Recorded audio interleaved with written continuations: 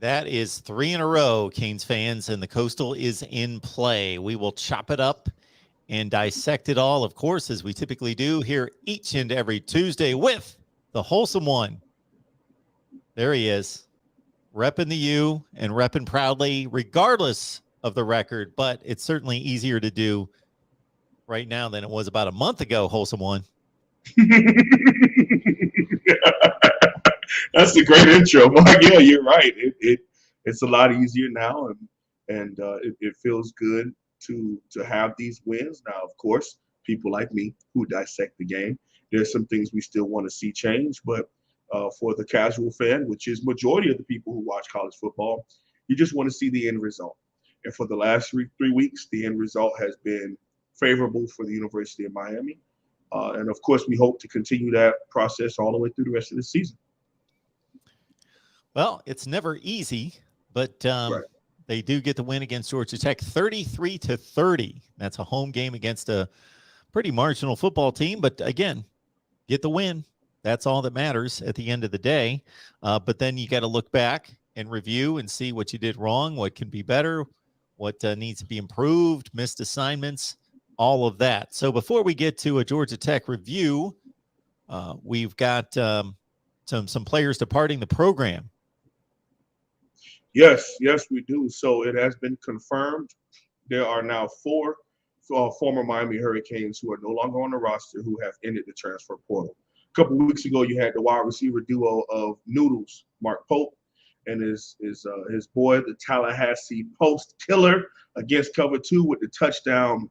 And D. Wiggins, who rocked number 8, both of them are no longer with the program, are in the portal, seeking shelter elsewhere, trying to find a home that's going to bring them in and allow them to be great, which probably will be maybe like a group of 5 step or maybe an FCS step for those young men. And I'm not even trying to throw shots at them. I'm just saying with the time that they have left, if you go down, you'll have a little bit more. If you stay in this area, you only have 1 year left. And I was very open about it this offseason where I thought that they were going to follow former Miami Hurricanes quarterback who is killing it at Florida Atlantic up to Boca to where they can go and really thrive against that level of competition and eat up. I mean, Mark Pope will be that program's very first 5-star prospect to ever sign with them. And I still think that would be a great opportunity for both of those young men, but it didn't happen. Now they have another opportunity to better themselves. And I'll get to the defensive side of the ball, but I'll go a little bit longer on that. I'm happy about the transfer portal for young men because whether it be at University of Florida, whether it be in Tallahassee, whether it be in Georgia, whether it be in Bama, for the longest, the power has always been about for the program. And now you have this opportunity where these young men who can see the writing on the wall, can see all the hard work they've put in or lack thereof, has finally gotten to the point where I can't help this team anymore and I'm wasting my own time. My clock has already started, even though it stopped because of 2020. It's going to restart again next year.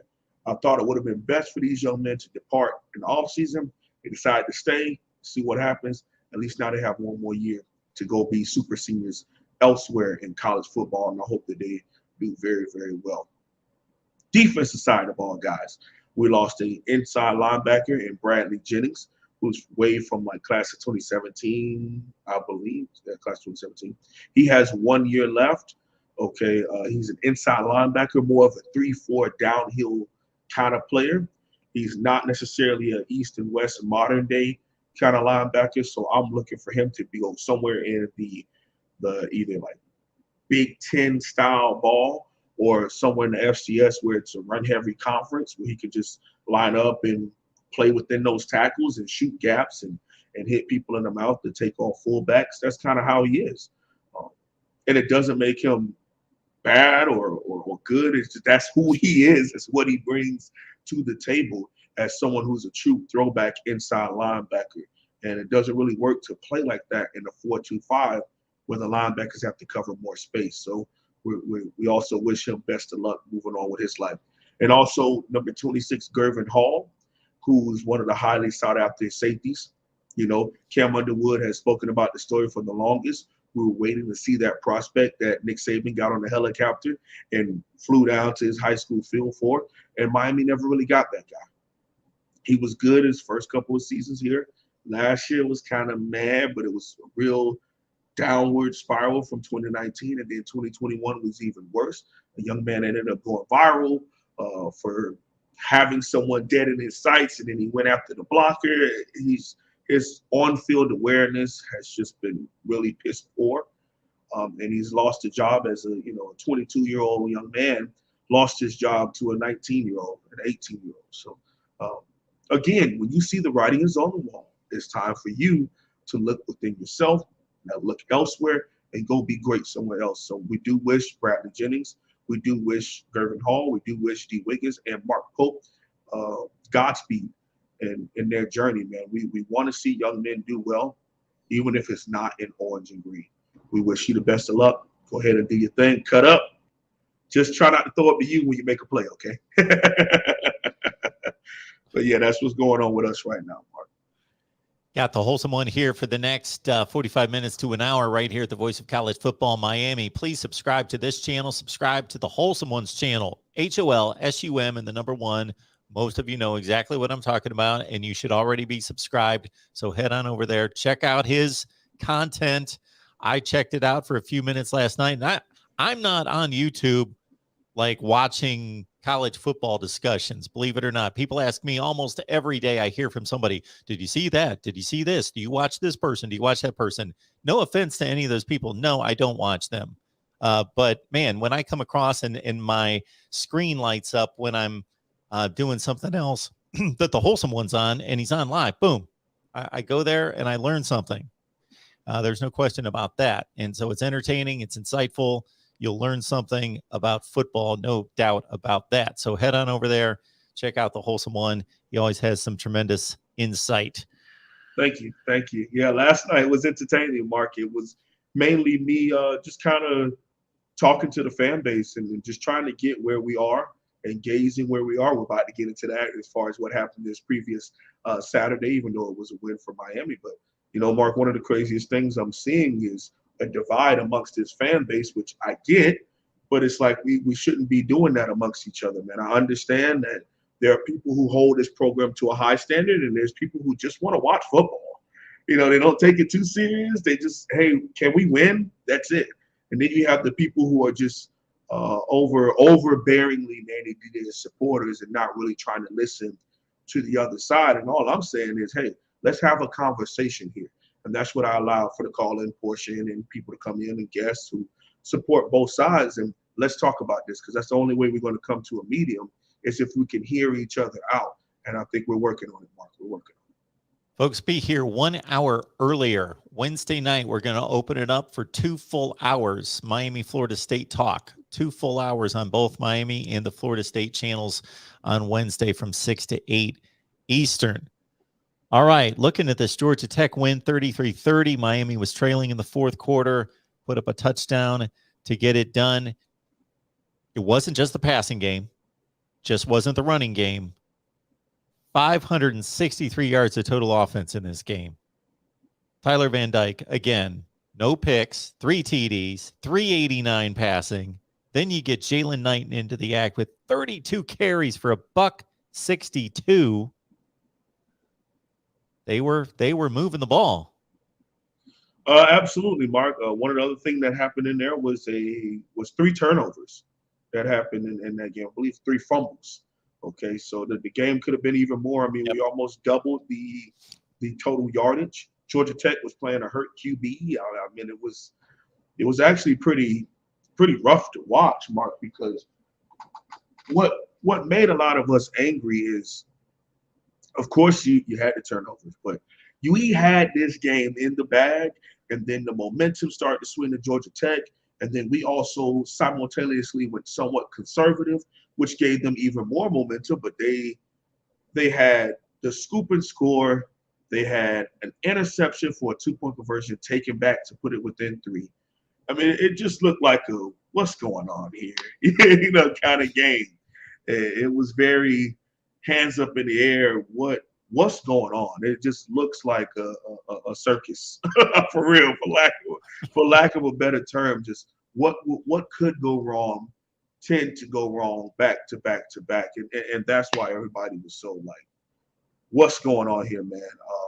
And again, I don't necessarily think that that's on Manny Diaz that we had players who were fumbling. I mean, Jalen Knighton has shown he likes to carry it in his right arm. And when he puts it in his left arm, it's not the same. So they were punching at it and prying at it, and it popped out. And one of them, Markey breaks like a 23-yard game. He shakes somebody. They just punch the ball. The ball goes flying up in the air. The linebacker catches it and takes off down the sideline. I mean, it just looked like anything that could go wrong could go wrong. Again, for those of us who like to do film analysis and analyze the game, there are some other things that we didn't like. There were plenty 3rd and 1 and 4th and 1 situations where we felt as though you have two big bruiser backs on the sideline drinking water and smelling the air instead of going on the football field and contributing to your program. While you're running the one back, you're starting back into the ground. Simultaneously, you did this with not De'Aaron King. Well, you did with Cam Harris. Cam Harris is out with a torn ACL. We did this with Donald Chaney Jr. Donald Chaney Jr. is out with a torn labrum in his shoulder. Now we're doing it again with all these crazy carry loads on one guy and using the whole bell cow thing, which I've talked about ad nauseum. We're not going to go down this again. Situational ball. Let's lose all of our running backs the way that they should be used because we have 5 4-star backs on the roster who are all eligible. But now, due to overloading one back, we only have 3, and then 2 of them you're not even using. So we only have 1 who's just getting ramrocked. And in all honesty, Mark, he's a scat back. He's a 5'10", 5'11", 190-pound guy that you're giving 32 carries and 40-plus touches to if you add his receptions out of the backfield. Okay. Now, someone could say, what are you complaining about? He's getting the yardage. You're complaining. You said that you want to see the best players play. Yes, I do want to see the best players play. I do want to see the young guys out there cutting up. But I don't want to see them to the point where we're being a detriment to them. Because what we can do is use the other guys who play the same position, who would be perfect for a 3rd and 1 or 4th and 1. Okay, come in and give them that dive. Come in and give them that read option. Hell, even go split back, Mark, where we know we're giving the ball to Knighton, but bring in Thad Franklin and do the dive as a fullback block. You know, he just rams up and just tries to hit the guard or something, hit a defensive tackle, hit a linebacker as he's just running up the gut to hit somebody. You know, those things, it seems obvious to us from the outside looking in. And I wish and I'm hoping that moving forward, because we have 3 games left, we also have a bowl game if we continue to win, which is something we'll talk about in the next segment when we get into the hate week conversation, to where we cannot lose Jalen Knighton, dude. We cannot lose Jalen Knighton. So please, Coach Rhett Lashley, because I don't believe that's on Manny Diaz. That's not on Manny Diaz. He's the defensive coordinator. Yes, he's also the head coach. Rhett Lashley, please, can we use all of our backs, man? Please. The Wholesome One answering your comments and questions here at the Voice of College Football. Leave them in the live chat. Let people know that we're here every Tuesday. So, folks, just don't show up yourself, but we appreciate you being here. But let other people know that we're here talking Miami and breaking it down with the Wholesome One every Tuesday about 1:15 Eastern. So, on the defensive side of the ball, what's your assessment of? And usually, I pose better questions and more specific questions because I typically watch the game, and if I don't watch the entire game, I will watch like the 25 minutes of extended highlights, so I see all the key plays. All But the big I got to tell you, plays, yeah. I didn't watch a play of this game. I have no idea what happened other than they scored late, they won the game, and then I pull up this box score, and that's why I led the offense with, man, all these good things happened. But you let me know that it was a bit of a circus out there. Yeah, it got weird and wild very fast. Okay, but defensively, man, still some issues tackling Mark. I mean, it's not as pathetic as it was the first go round where, I mean, it looked like, I mean, yes, the Michigan State guy turned out to be very good. Michigan State turned out to be a very good team. Alabama is top 3 team in the country right now, depending on your opinion. I get that. But some of those tackling that we watched the first month of this season started to flare up a little bit, not to the same extent. So calm down on the hashtag rewatch squad. Not to the exact same extent. I'm not saying we look as bad, but it does look bad in certain instances, especially with open field tackling. Okay, James Williams was a big star these last couple of weeks, man. The 5-star defensive player, I call him defensive player, man, because he's played some free, he's played some strong, he's played some outside, he's played some middle linebacker. He plays all over the football field for the Miami Hurricanes. He wears the big number 0. You cannot miss him. Okay, he looks like a creative player on NCAA, and you're wondering why this big basketball player is back there playing defensive back. But he shows you that he's a football player and he can come up and handle whatever we need. But he is even starting to show some of those signs of throwing the flipper, just like he did against UNC, instead of coming in and securing tackles or just bringing the guy down to the ground. And that's some of those things you got to coach out of young men because, yes, he's 6'5". He's been 6'5" for a while. Yes, he's a 5-star. So his flipper, his arm used to knock people out in high school. Okay, he has to get used to being able to, at this level, understand that you got to bring more technique to the game so that we can get guys to the ground. Okay, defensive line wise, you got to give your roses to Zach McCloud.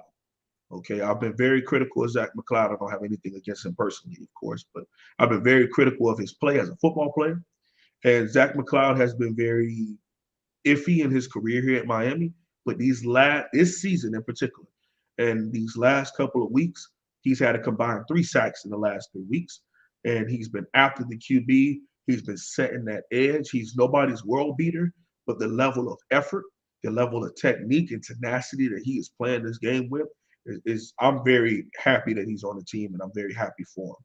And we're rooting for him, and he's still as humble as he was the day he came in 2016. He's not a very loud or boisterous or flamboyant young man. He's very about his job. He's going to do his job. He's going to give very high level and effort. At defensive end, that's something that we need. But not only has he been doing all those things, he's now producing on the other side of it with getting TFLs, with getting solo sacks, with swatting passes down. Okay, so it's not like he's giving high effort and he's leading the team in QB hurries. Nope, he's leading the team in sacks with 4.5 sacks on the season. 3 of them coming in the last 3 wins, and 2 of them against ranked opponents, and also at home for homecoming this past week against Georgia Tech. The linebacker position, still a big issue. Okay, it's been very undercoached, very under-recruited, and it's obvious. All right, we play a lot of people, even walk on. Ryan Rigoni, who is now a scholarship player, he wears number 34. You can't miss him.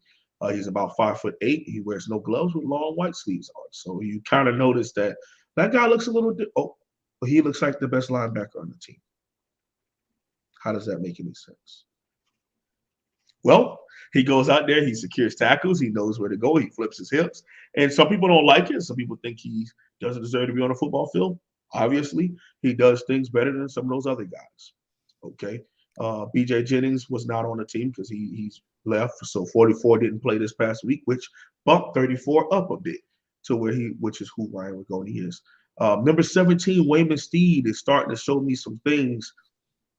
But Mark, we do so much mass substitution that you get a chance to see somebody make a play, and then 2 plays later they're out, and you don't see them again until the next quarter. That's the way that Donut Diaz is running his program and running the defense. I don't really like it, but it is what it is as far as for the rest of this season. Particularly, there were a couple plays in the run game where Wayman Steed went and made a play as opposed to waiting on somebody to come to him. And that's what we've been waiting on at linebacker for the longest. I get that you kind of want to keep everything in front of you. It's a way of playing defense that is a little bit conservative, but it doesn't get you beat as much as being aggressive and hitting people in the face and going after people could get you beat. You see Wayman Steed on a couple of those plays. Canes fans, you go back and watch that on a 25-minute replay. I mean, key 2nd and 1 mark, he just shoots the guy, boom, hits the dude in the backfield, and then they pull him out right after that. So it is what it is with their mass rotation at this point. We are who we are at this point in the season. Those are the only linebackers that kind of stood out. Keontra Smith, who we all think is the better one, doesn't play like that. Sam Brooks doesn't get an opportunity on our football field. Tyreek Austin Cave, someone who is an inside linebacker, wears number 18 for us. They don't even put him in the rotation. So, again, I think there'll be a mass exodus from this program if we continue to treat players the way that we've been treating players and to have Coach Diaz running this team. And it's kind of wild. Secondary-wise, at cornerback, it's still abysmal. I mean, DJ Ivey is still one of the worst Miami Hurricanes corners. It's week in and week out. This dude is bad. He's just bad. Okay. Georgia Tech was fighting their way back in it, and he almost lost the game because he got lost looking at something he's not supposed to look at. The wide receiver was behind him. They threw a deep pass right over him, but the QB happened to be down with his knee when the bad snap happened, so they called it back. But it was going to be about a 40-yard game to put them in field goal range because of DJ Ivey. Again, I talked about Cam Chitch's doing well. Avante Williams got his first interception. Welcome back, Avante Williams, hopping over the wide receiver. He went and made that play, Mark. It wasn't like he jumped it. He literally jumped over the wide receiver and caught it while he was falling. And it was great to see him do very, very well. So he got his first career interception as a Miami Hurricane. And so it's a bright future for this young program and these young players. We just got to get them somebody that's going to coach them up right. Join us on Patreon. 13-8 against the spread this past week. 120-77, well over 60% against the spread overall. Hit 150 right and 49 wrong against the money line. So join us on Patreon, $5 a month. And you get a lot more than that. You get the Wholesome Ones picks.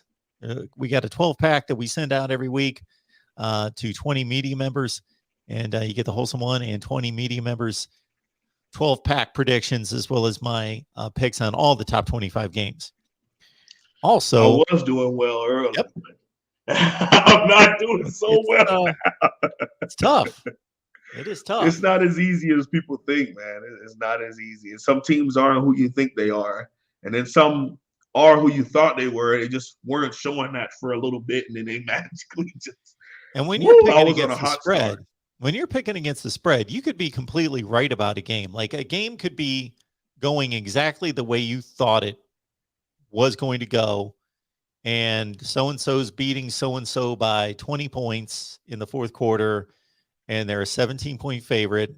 There's a meaningless touchdown scored with 18 seconds left in the game. And you just missed the pick.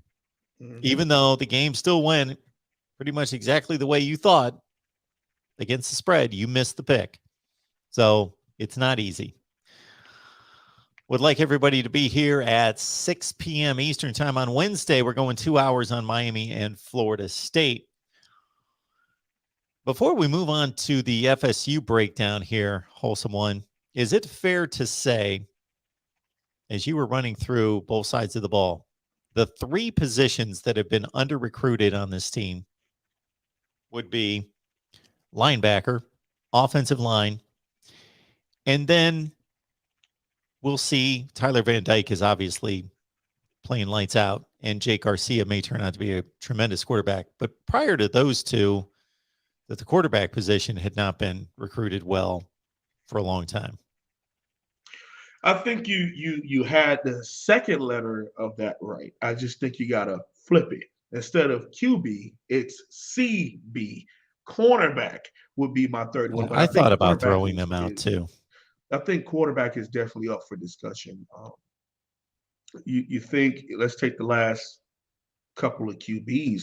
Think about where Miami would be right now if Derek King wasn't there last year. And, we lost Jaron Williams, who was a very highly sought after QB, Elite 11 quarterback, and we messed him up. Then, he just joined a very toxic culture. It's just that simple. what was going on there with the early part of Coach Diaz and the latter half of Mark Richt. It just was all kinds of weird stuff that was happening. You know, players getting high and partying before games. And the night before, you got them to Club Live, and we play FIU the next night. It was wild. Okay, so you look at Kosi Perry was a 4-star recruit, holds records in the state of Florida. Jared Williams was a 4-star recruit. So at one point, we thought we were stacked at quarterback, but it just all started to fall apart because it wasn't a good mix, and the culture and the mindset of our players just wasn't put together well for a while there. But then I do get where you're coming from, because then we started rolling into guys like Peyton Matoka, and there's a young man that Mark Richt signed who was the son of one of his Tallahassee QBs, not Whipple. There was a quarterback we signed that ended up leaving here because he'll never get a chance to play. I'll find it. I know what you're talking about. I can't get it. I think he was class of 2017 also. And he transferred out of here. Or 2018, one of those two.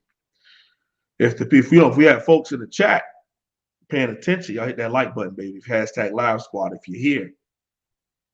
Weldon, thank you. Oh, Thank yeah. you, Scott Casey Knight. Weldon's kid. Yes, yep. Casey Weldon. Yes. We started to have those kind of guys that were just like,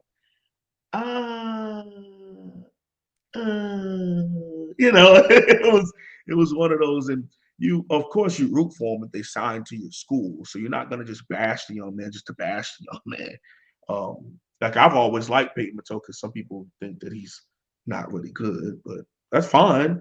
You still have to bash him. But when he signed here, everyone was like, that probably was a favor Mark Richt did to someone that played for him. And that's cool. But it was a couple more years, Mark, where we had guys like that, to where we had a guy in Brad Kaya in 2016.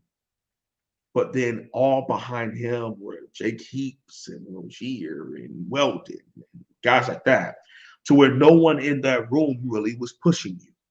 Okay. But they also were being coached up by, John Richt, too.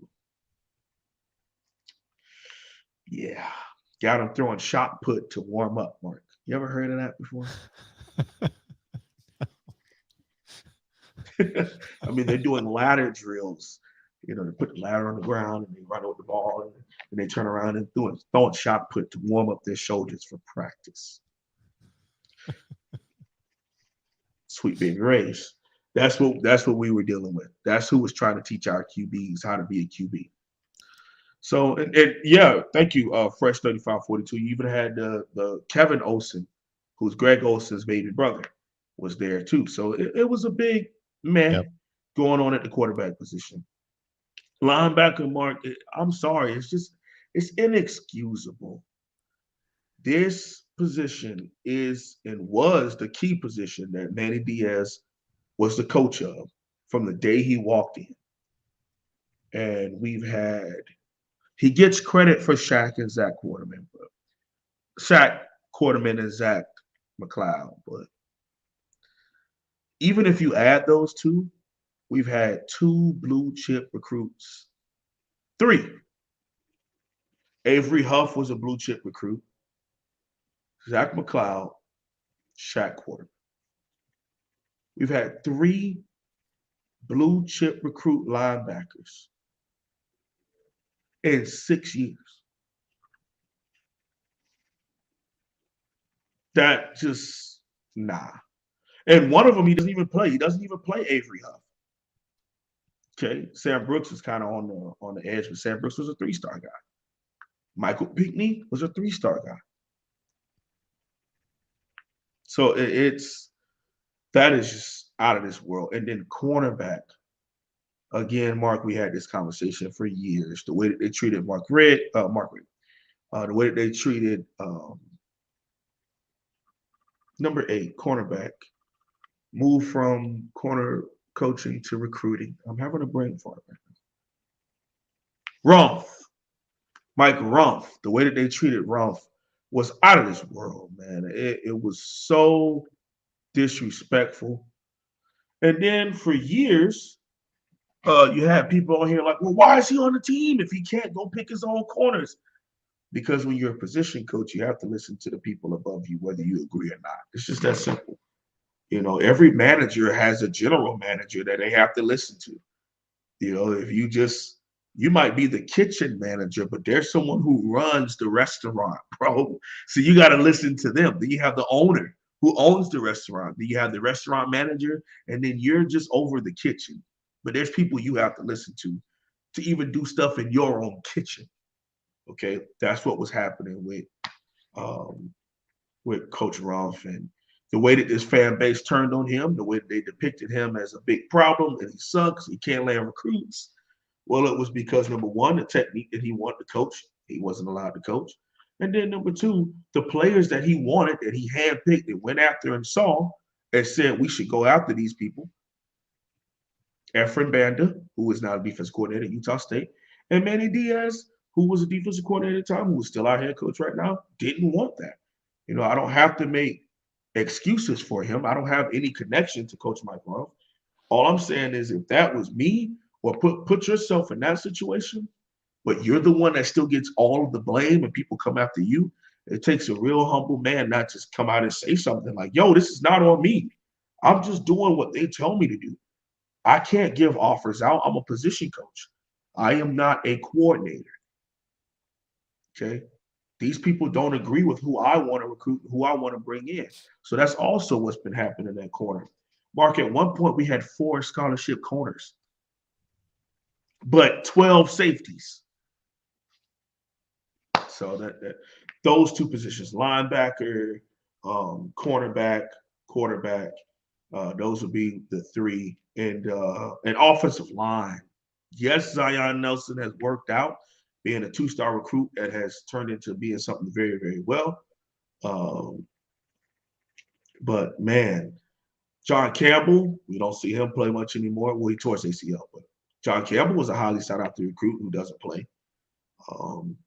And was battling back and forth. You have Jakai Clark, who was a 3-star recruit, who's head and shoulders over better than the guy that we had for the longest. And the only reason why he's playing right now is because the guy before him got hurt. So there's just been bad recruiting, plus very, very bad development at some key positions, man. You show me your O-line, and I'll tell you what kind of team you have. And that's where we had issues, and we've been depending on the transfer portal as opposed to depending on the relationships we have with building relationships with recruits to where they come and sign with us, and then we develop them all the way through. We've been going to get a whole bunch of microwave situations where we go get somebody who was recruited and developed somewhere else, bring them here, and try to just get the best out of them. Talking up the Canes, we got the wholesome one here, as we always do every Tuesday. So we hope you appreciate what we deliver here at the Voice of College Football Miami. Join the wholesome one on his channel as well. Super Chat's on. You can also Venmo, PayPal, and Cash App me. Just make sure that you make a notation of what you're contributing to, meaning the wholesome one's stint right here on Tuesdays. Venmo, PayPal, and Cash App, or just the Super Chat right here at the Voice of College Football. So now it's Florida State week, or hate week. And Florida State, at one point after a few games, I thought they might be the worst team in the conference. They were playing like it for a few weeks. They gained a little traction against some pretty marginal teams. They got going against Syracuse. It's actually turned out to be pretty good. If you look at what Syracuse put out on the field, they lost their first 3 ACC games, but they were taking Wake Forest to overtime. They were taking Clemson to the last play of the game. They've turned out to be pretty good. They beat Boston College a couple of weeks ago, won a couple of ACC games. Florida State lost to Louisville, couple score game there. They got it turned around again against Syracuse and North Carolina. The UMass game, anybody's going to beat UMass. And now here they've taken it on the chin last couple weekends against Clemson, and by 2 touchdowns against, of course, an NC State team that Miami beat 31-30 at home. So what do you see when you look at besides hate? What do you see when you look at the Florida State crew? I see a team that's not going to lay down. I see a team that's going to fight you. I see a team that has a front seven that can line up against some of the better offensive lines and give them a very big problem. I see a team that has two quarterbacks that may not be elite, but the way that they use them as a two QB system, they could really bring a problem. They don't really have elite problems at wide receiver, but the way that they use them can create an issue for any program that they line up against. Uh, their head coach, Mike Norvell, is a very good coach.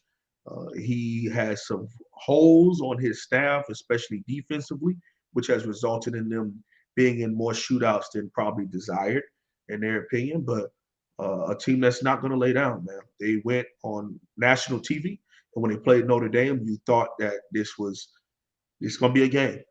Okay, of course, that night was the Bobby Bowden um, night, and then the energy while you watch that game, as much as you have disdain in your heart, especially I do, for that program. I root nothing but the absolute worst for them. You, of course, respect Bobby Bowden, and on that night, they went out and played with the spirit of a Bobby Bowden team. And you saw that. Now, Notre Dame turned out to be down this season, and you kind of watched two top 40 programs go at it as opposed to what we thought Notre Dame to be, which was a top 15 team at the worst. And, Notre Dame, I don't even know if they're ranked anymore. Are they, Mark? Oh, yeah. They're in the top Okay. 10. Okay. Well, that night, they both look like really They're bad not playing that teams well. each other. So, Yeah, they're they're not not. playing that well. They're beating teams by one score, not very good teams, but they're racking up Right. the wins. Yep. Right. So they played well. It's, like I said, again, I have nothing in my heart positive for them, but when you look at them, you have to look at them objectively. And when I turn on that football team, I see a team. I turn on that film, I see a team that can easily beat Miami's ass if we don't show up. It's just that simple. You go into that game thinking you're hot stuff and this team sucks and they're not good enough. They will embarrass you and they will ruin whatever you had going on. And then they're going to bring salvage to their program and to what they've been doing. And all of that trash talk between the head coaches is going to come to a head. Okay, you're going to have to meet in the 50 and shake hands. You might want to meet at the 50 and shake hands with the W after all that trash talk you've been saying many years about fake momentum and people not, he's new to this and all that kind of stuff you were saying in the offseason, you might want to show up and get things done. And the way your team spends some quarters asleep, we cannot have that happen. The third quarter has been really bad for Miami. Even though these last three games, Pittsburgh put up 21 unanswered in the third quarter to get back into that game. Georgia Tech scored majority of their touchdowns in the third quarter. Okay. So if that's Folsom is a Tallahassee fan. He have more positive to say about Tallahassee than he has about Miami.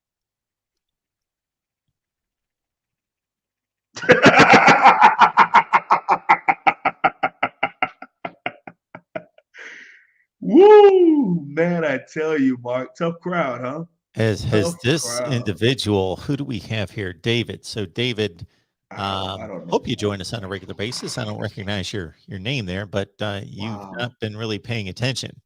Wow, So it's man. one thing for the wholesome one to come on here, and obviously he's got disdain for this program. There's no question. This has been stated a million times, both on this channel and I'm sure on your channel a number of times. But when he watches the tape, then he's got to make an honest evaluation.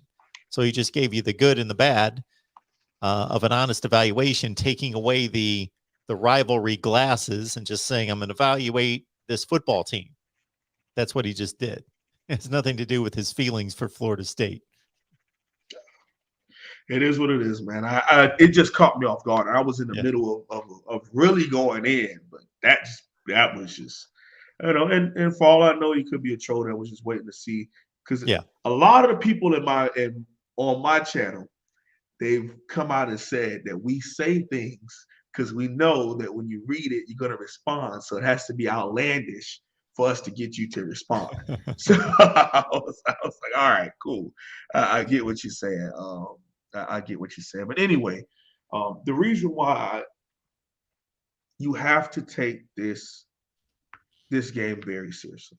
Now, historically, this game used to be held to such an accord.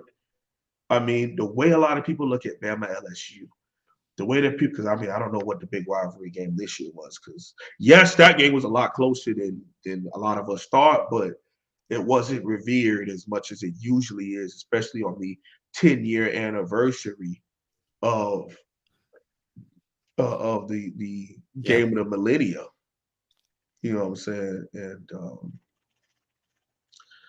this game used to have top 50 picks on both sides, and legendary coaches, and college football Hall of Famers, and just a great game. Yeah. And due to both programs having a big downward spiral, this game is now it's a noon and a 3:30 kickoff that no one's really paying attention to, besides the fans of the program. I mean, you got to think you could have been in South Dakota, you could be in Wyoming, wherever. You knew you were about to watch some of the best talent and some future NFL guys every time these two teams got together, and it used to have national championship implications, and now it just has local rival and recruiting implications. So I'll finish it up with this on this game. I do think that the University of Miami, if there's one thing I can say positive about Manny Diaz, he is going to show up for this game. He is. In his time here, excluding the 2016 loss, the best games Miami has played defensively against these people in Tallahassee. In 2016, I mean, we ended up losing it by 1 point with a blocked extra point. 2017, we break the streak, and we ended up only giving up 24 points in that game. I mean, if we give up 24 points this upcoming Saturday, we're going to win the game. Okay, because that would also be somewhat of a new seasonal low, because Miami has been averaging giving up 30 points the last 3 weeks. Even in wins, we've been giving up 30 points each week.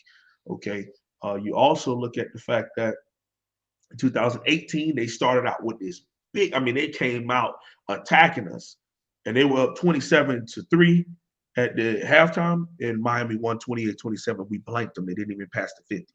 In 2019, Miami dominated to a certain extent. Tallahassee did score, but Miami, we ended up winning that game off the top of my head. I want to say 24-10, something like that. It was actually like a 27-10. That's what I remember. Yeah, something like that. Convincing win, but it was also the Greg Rousseau coming out show.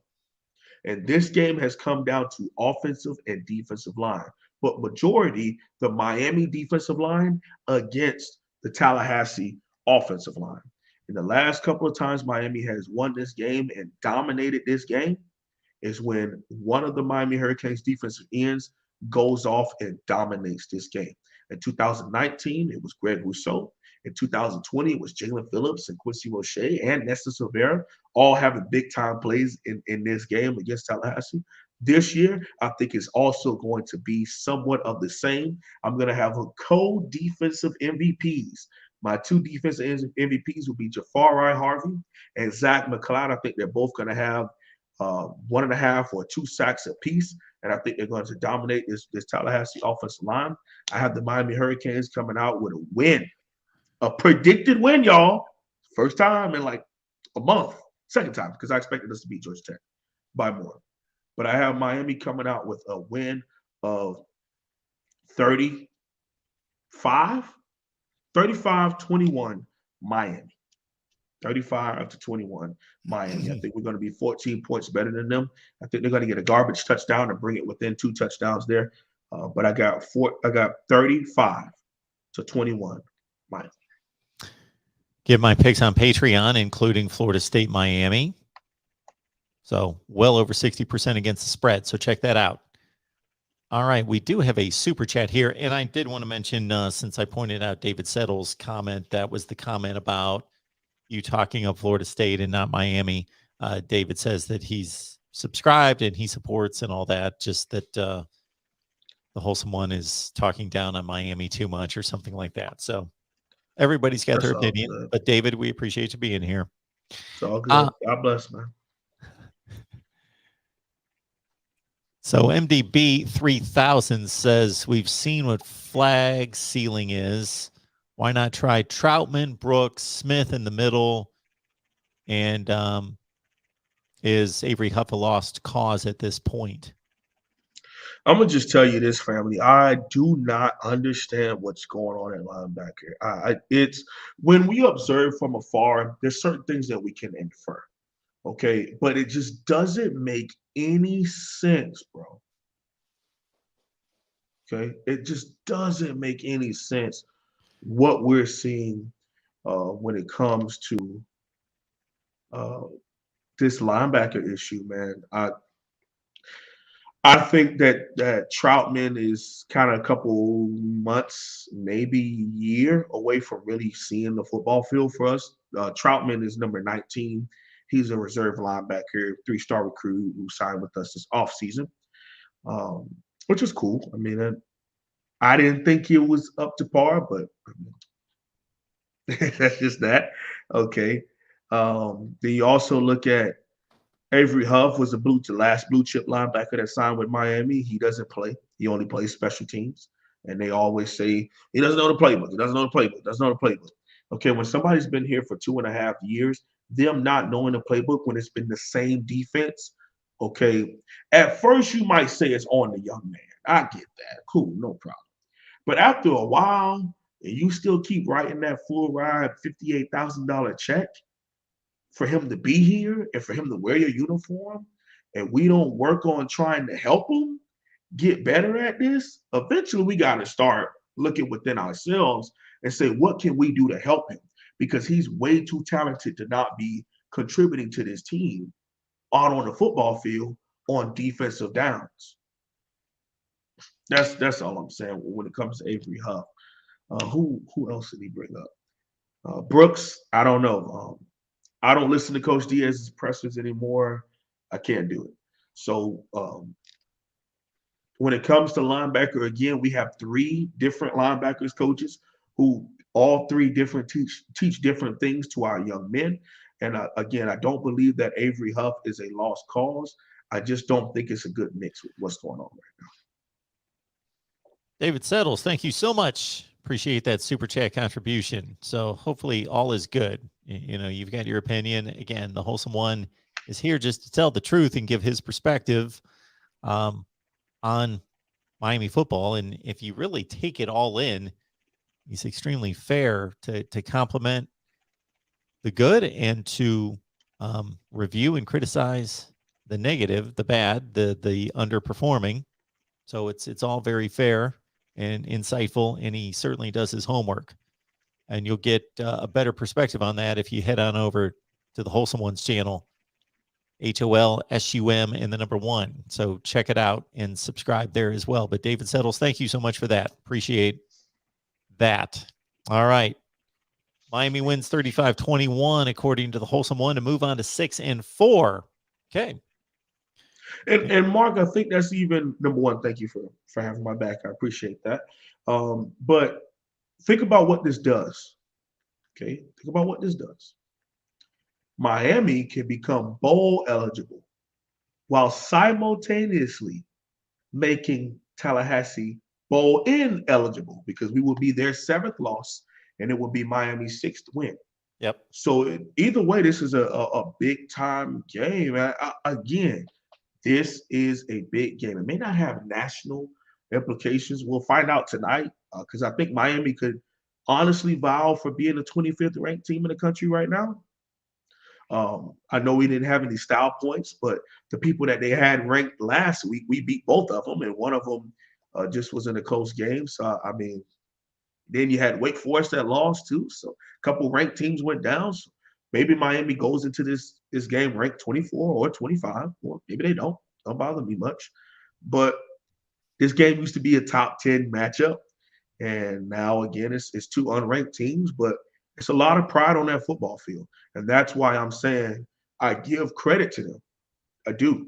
Because they have shown the last couple of weeks they are going to fight you. They're going to fight you.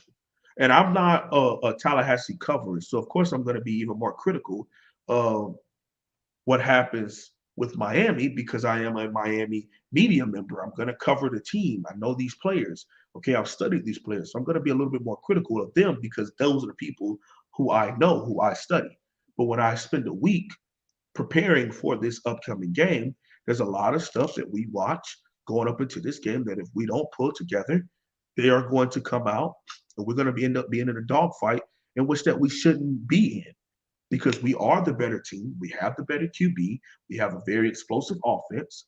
Okay, I expect our running game to be second to our passing game because their defensive backs not the best. If Miami is able to really hold off to the pass protection and really make sure that this pass rush doesn't get to the QB, Tyler Van Dyke could have another career game where he has his fifth 300-yard game back to back to back to back. He couldn't even creep into the 400-yard and 4 touchdown realm, which I think he will. Because I know for a fact that Will Mallory and whoever the running backs is, they're going to be kind of pass protection guys. We're going to be a 4 wide team this week, I believe. At least I hope. I hope they don't go out and try to prove that we're the bigger man and we're going to run the ball down your throat. There's no need to do that. They have a deficiency at communication in the secondary. We don't have to test our testosterone. Let's line up. Let's dial it up. Let's hit them over the top and let's cue the band, baby. And I think Miami does that enough to go on to a nice 14-point win up in Tallahassee. TVD, the first Miami quarterback to string together 325-yard passing performances 3 straight since Bernie Kosar in 1984. There you go. There you go. All right, folks, we'll be back here again. Catch our 2-hour special, Florida State, Miami, Miami, Florida State, 6 to 8 Eastern on Wednesday. Be back here to check out the Wholesome One and myself next Tuesday at 1:15 in the afternoon. Keep in mind, though, that sometimes we've got to switch that up. So hit that bell for the notifications to know when we go live. But 1:15 is typically the time, 1:15 Eastern. Get on over to the Wholesome Ones channel as well. All right, man. You know we appreciate you. Thanks for being here. Definitely. Thank you. Thank you. We got one more dono. I don't know if you want to read that off before we get out of here. Oh, do we? Absolutely. Yep. One more dono. All right. MDB's back. Last super chat of the day. Is Steve finally healthy? He looks so much better than he did last year, and no one gives him the credit he deserves. I agree. I'll make it quick, man. I really think that he would be such an upgrade for us at the inside linebacker position. He's been playing weak side. I think he would be a better Mike, in my opinion, which is usually not really humble, but I think that he would be such an upgrade for us at Mike linebacker. I think things could work out well if Miami was to make that move, and that's to put him at that position of middle linebacker. But hey, thank you all so much. Thank you for the dono, the last dono before we got out of here. Things have been going well. Miami is on a 3-game win streak. I hope Miami extends that to a 4-game win streak and extends it to 5 years, Mark, with 5 different quarterbacks against Tallahassee. So again, this means a lot to us in the Miami Hurricanes fan base. It also means a lot to the people in the Tallahassee fan base. So expect a nice crowd. Expect a lot of energy on Twitter between the two teams. And what I'm hoping and praying happens is no injuries on either side. I'm hoping we have a clean game. We go out there and we play with a lot of passion and energy. And I hope that we entertain the Miami Hurricanes fans with what we do as scoring points, man. Thank you all so very much. Again, you don't have to agree with me or disagree with me. It's all good, man. I'm not here for any negative energy. And I hope you all have a great rest of your day. And as always, God bless. And go Canes. Thank you so much, Wholesome One. I got one more note for everyone. I want everyone to realize that many times you bring up topics and put them in questions, topics in the live chat, and understand that the Wholesome One has already addressed those. So just keep in mind that we always have the most people on the live stream at the end of the live stream. So you probably missed what you're looking for. So wait for the video to post. Takes about 15 minutes, 15, 20 minutes. Wait for the video to post. and then check out what you missed right here at the Voice of College Football. 6 to 8 Eastern time on Wednesday, 2 full hours, Florida State, Miami, Florida State. We're going to have reps from both sides, and we're going to talk up the rivalry for 2 hours on Wednesday. So join us then. I'm going to be live at 5:30 for Iowa, live on the main channel, but also 9 o'clock Eastern for the college football playoff rankings to be submitted. So we got a watch party at 9 p.m. Eastern time tonight. That's when the playoff rankings will be revealed, and we will have our call-in show over on the main channel. So we'll see you tonight at 5:30, Iowa Live, 9 o'clock, playoff rankings revealed, and then, of course, Wednesday night with Miami and Florida State. Appreciate all of you. We'll see you soon.